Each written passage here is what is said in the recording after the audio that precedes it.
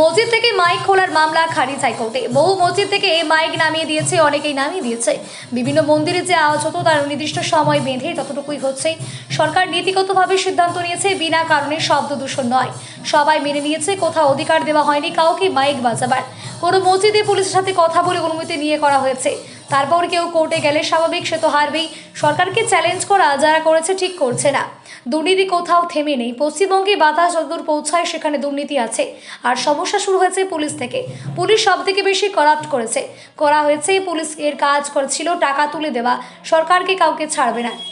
Court যেমন সিদ্ধান্ত নিয়েছে তেমনই চলবে। আদালতে যখন কেস গেছে, আদালত যেমন ঠিক করবে তেমন হবে। কিন্তু স্পিকারের ক্ষমতা আছে, বিধানসভায় তিনি ডিসিশন নিতে পারেন। অনেক তথ্য তার কাছেও আছে, সব তথ্য এক্সপোজ করাও হয় না। অনেক কিছুই গোপন থাকে, সেই অধিকার স্পিকারে আছে, বাকিটা বিচার্য। হাইকোর্টের কাছে এই মসজিদ যে মাইক খোলার যে বিষয় নিয়ে সেই নিয়ে মামলা করতে চাওয়া হয়েছিল, সেই মামলা খারিজ হয়ে গেছে গতকাল হাইকোর্টে। দেখুন, বহু মসজিদ থেকে মাইক নামিয়ে নিয়েছে, অনেকেই নামিয়ে নিয়েছে।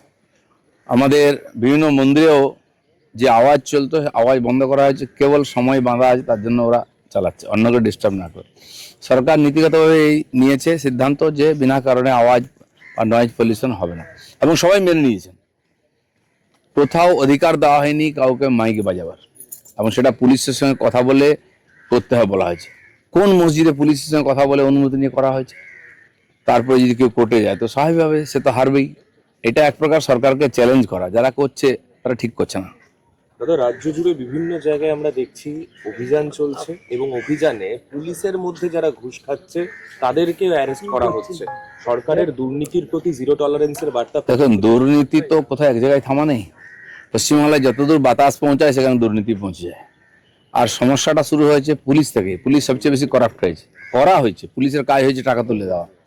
সেই জন্য যারা এর সঙ্গে যুক্ত আছে সরকার কাউকে ছাড়বে না।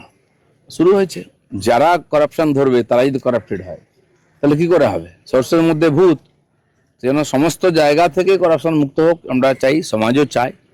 সব জায়গায় একই ধরনের শুরু হয়ে গেছে অ্যাক্টিভিটি।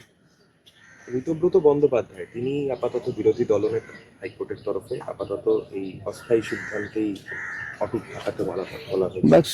সিদ্ধান্ত নিয়ে কোর্ট যেটা নির্দেশ দিয়েছে ওটা তো চলবে।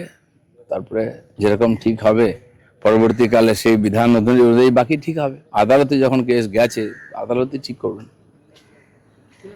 কিন্তু স্পিকারের ক্ষমতা আছে, বিধানসভায় তিনি ডিসিশন নিতে পারেন। তথ্য ইত্যাদি তার কাছেই আছে। আর সবকিছু এক্সপোজ হয় না, করা হয় না, অনেক কিছু গোপনীয়তা থাকে। অধিকার দেওয়া হয়েছে স্পিকারকে, বাকি তো বিচার্য।